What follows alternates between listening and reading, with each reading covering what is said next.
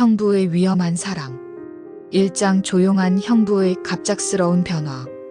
안녕하십니까? 때는 2010년대 초반, 제가 40대였을 때 일입니다. 당시 저는 남편과 결혼한 후 부산 근교 작은 도시로 이사와 살고 있었습니다. 저희 집 근처에는 남편의 형인 현석이 혼자 살고 있었습니다. 현석 형부는 50대 중반의 조용한 성격으로 평생 결혼하지 않고 혼자 지내왔습니다. 현석 형부는 시내 작은 공장에서 기술자로 일하며 성실하게 살아왔습니다. 말수도 적고 술도 거의 마시지 않는 모범적인 사람이었죠. 시어머님은 늘 걱정하셨습니다. 현석이 저러다가 늙어서 혼자 어쩌려고 하는지 모르겠다.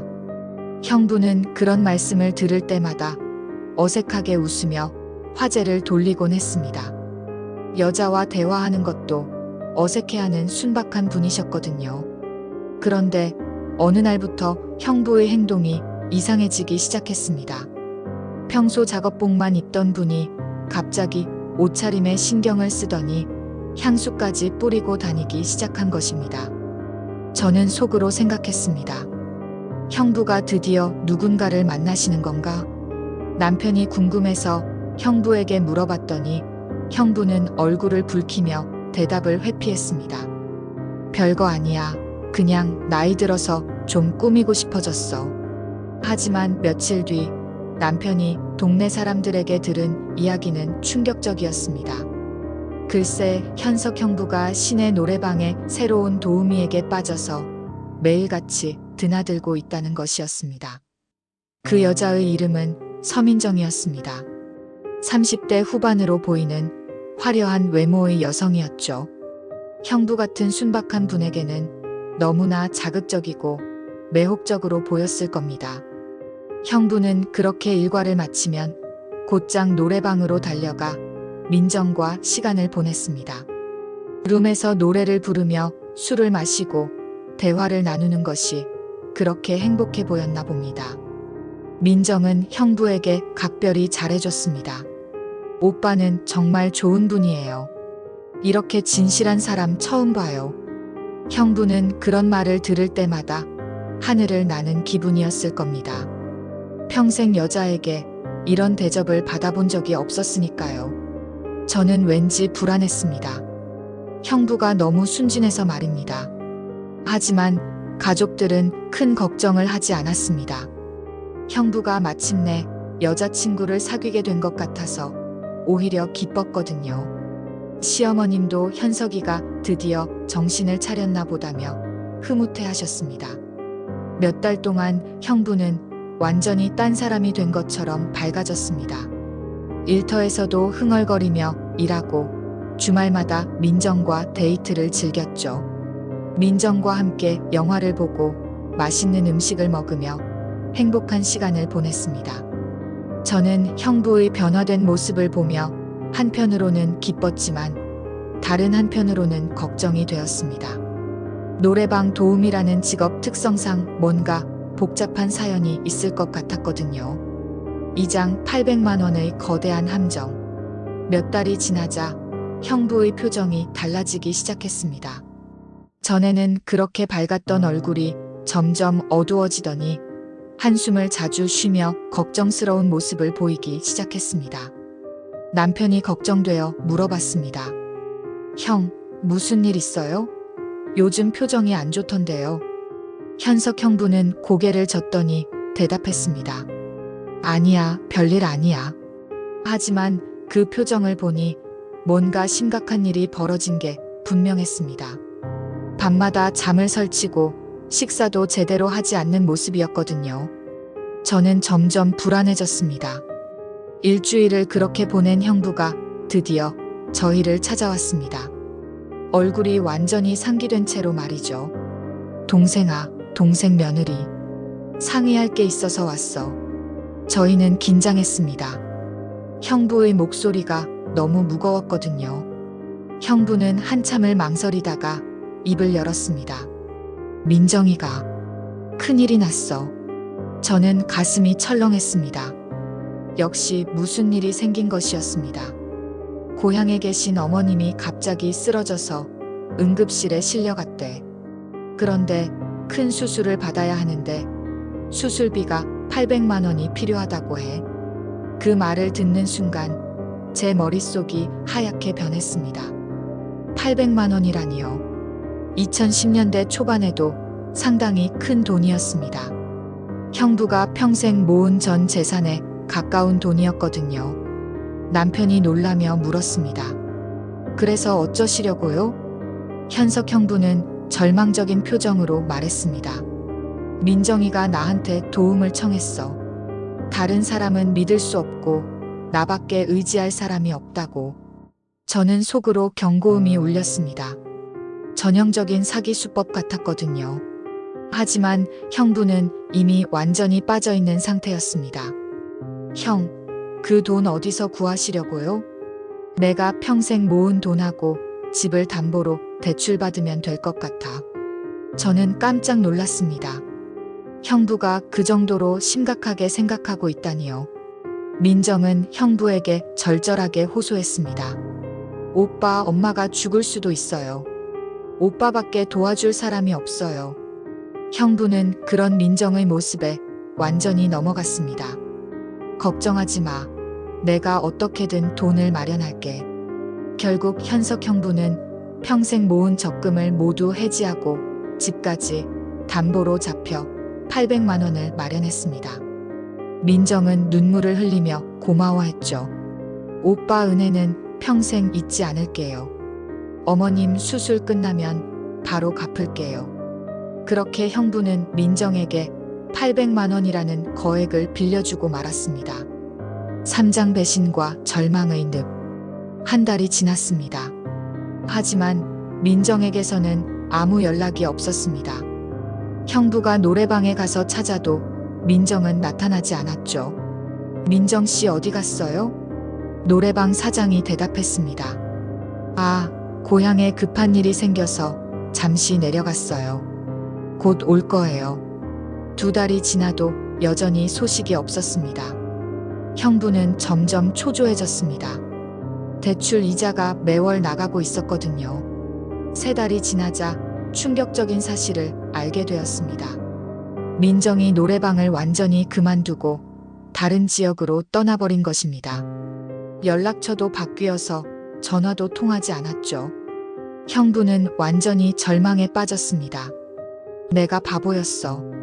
완전히 속았어. 남편이 화를 내며 말했습니다. 형, 경찰서에 신고해야 해요.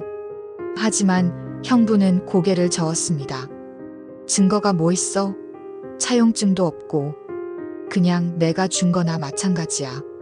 저는 분노가 치밀어 올랐습니다. 순진한 형부를 이용해서 거액을 빼앗아간 그 여자가 너무 미웠습니다. 형부는 매월 대출 이자를 내느라 생활고에 시달리기 시작했어요. 보다 못한 제가 직접 나서기로 했습니다. 민정의 행적을 추적하기 시작했죠. 노래방 직원들에게 물어보고 그녀의 친구들을 찾아다니며 정보를 수집했습니다. 며칠을 조사한 끝에 드디어 민정이 인근 도시의 다른 노래방으로 옮겨갔다는 사실을 알아냈습니다. 저는 즉시 그 노래방으로 찾아갔습니다. 서민정 씨 있나요? 누구세요? 이현석 씨 동생 며느리 되는 사람입니다. 민정 씨가 우리 형부한테 빌린 돈 때문에 왔어요. 민정이 나타났습니다. 예전과 달리 차가운 표정이었죠. 아, 그 일이요? 그건 빌린 게 아니라 오빠가 그냥 준 거예요. 저는 어이가 없었습니다. 누가 800만 원을 그냥 준단 말이에요? 분명히 어머님 수술비라고 했잖아요. 하지만 민정은 뻔뻔했습니다. 증거라도 있어요? 그냥 연인 사이에서 선물로 준 거죠. 저는 분노가 폭발할 것 같았지만 참았습니다. 여기서 감정적으로 대응하면 안 된다는 걸 알았거든요. 사장 치밀한 복수의 전략. 집에 돌아와서 저는 곰곰이 생각했습니다. 법적으로는 어려워 보였지만 포기할 수는 없었어요. 형부의 인생이 걸린 문제였거든요. 며칠을 고민한 끝에 계획을 세웠습니다. 민정의 일상을 파악하고 약점을 찾아내는 것이었죠. 저는 은밀히 민정을 미행하기 시작했습니다. 일주일을 관찰한 결과 민정의 생활 패턴을 파악할 수 있었습니다. 민정은 오후에 일어나서 저녁에 노래방으로 출근했고 새벽에 집으로 돌아왔습니다. 그리고 놀랍게도 형부 외에도 다른 남자들에게서 돈을 받아내고 있다는 사실을 알게 되었습니다. 저는 더 자세히 조사했습니다. 민정이 사는 오피스텔의 경비원과 친해져서 정보를 얻어냈죠. 아, 그 여자요? 남자친구들이 정말 많아요. 매일 다른 사람이 와서 돈 봉투를 주고 가더라고요. 확신이 섰습니다. 민정은 전문적으로 순진한 남자들을 노리는 사기꾼이었던 것입니다. 저는 민정의 집 주소를 알아냈습니다. 그리고 아침 일찍 그녀의 집으로 찾아갔죠. 민정이 깊이 잠든 시간을 노린 것입니다. 초인종을 계속 눌렀습니다. 한참 후에 민정이 잠옷 차림으로 문을 열었습니다. 누구세요? 서민정 씨죠? 이현석 씨 동생 며느리예요. 민정의 얼굴이 굳어졌습니다. 아침부터 뭐 하는 거예요? 저는 단호하게 말했습니다. 800만 원 언제 갚을 거예요? 그러니까 그건 받은 게 아니라고 했잖아요. 그럼 다른 남자들한테 받은 돈들도 다 선물인가요? 민정의 표정이 변했습니다. 자신이 들킨 것을 깨달은 것이죠. 저는 계속 압박했습니다. 김철수 씨, 박영호 씨, 정민수 씨. 이 사람들한테도 다 같은 수법 쓴 거 맞죠? 민정은 당황했습니다. 제가 이렇게 자세히 알고 있을 줄 몰랐던 것입니다. 잠깐, 어떻게 그걸 조사해봤어요. 당신이 얼마나 많은 사람들을 속였는지 다 알고 있어요. 그 순간 민정의 태도가 완전히 바뀌었습니다. 죄송해요. 정말 죄송해요. 제가 잘못했어요. 저는 기회를 놓치지 않았습니다. 그럼 언제까지 갚을 건데요? 지금은 정말 돈이 없어요. 시간을 좀 주세요. 안 돼요. 당장 갚으세요. 민정은 울기 시작했습니다. 정말 지금은 없어요. 조금씩이라도 갚을게요. 저는 냉정하게 말했습니다. 그럼 각서부터 쓰고 매일 조금씩 갚으세요. 결국 민정은 각서를 써주었습니다. 800만 원을 갚겠다는 약속과 함께요. 5장 끈질긴 추격과 완전한 승리. 각서를 받은 후 저는 매일 민정을 찾아가기 시작했습니다. 처음에는 10,000원, 20,000원씩 받아냈습니다. 민정은 처음엔 돈이 없다고 했지만 제가 포기하지 않자 결국 돈을 내놓기 시작했어요. 언니, 오늘은 정말 없어요. 그럼 내일은 얼마 줄 건데? 10만 원. 아니 5만 원이라도. 이런 식으로 매일매일 돈을 받아냈습니다. 때로는 5,000원, 때로는 10만 원. 민정이 노래방에서 받은 팁까지 모두 받아냈죠. 6개월이 지나자 민정도 지쳐갔습니다. 매일 찾아오는 저를 피해 이사를 가려고도 했지만 소용없었어요. 어디로 가든 찾아냈거든요. 언니, 제발 그만해요. 이렇게는 못 살겠어요. 그럼 한 번에 다 갚든지 아니면 계속 이렇게 받을 거예요. 민정은 결국 다른 곳에서 돈을 빌려서라도 갚겠다고 했습니다. 하지만 저는 믿지 않았어요. 아니에요. 매일 조금씩 받을 거예요. 그게 더 확실해요. 1년 반이 지나자 마침내 800만 원을 모두 받아낼 수 있었습니다. 그 과정에서 민정은 완전히 지쳐버렸고 결국 다른 지역으로 떠났어요. 현석 형부는 돈을 모두 돌려받자 눈물을 흘렸습니다.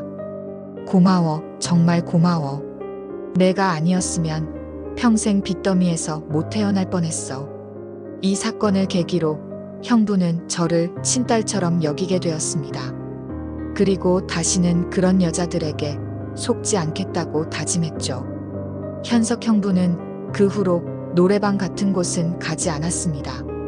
대신 교회에서 소개받은 좋은 분과 만나 결혼해서 지금은 행복하게 살고 있습니다.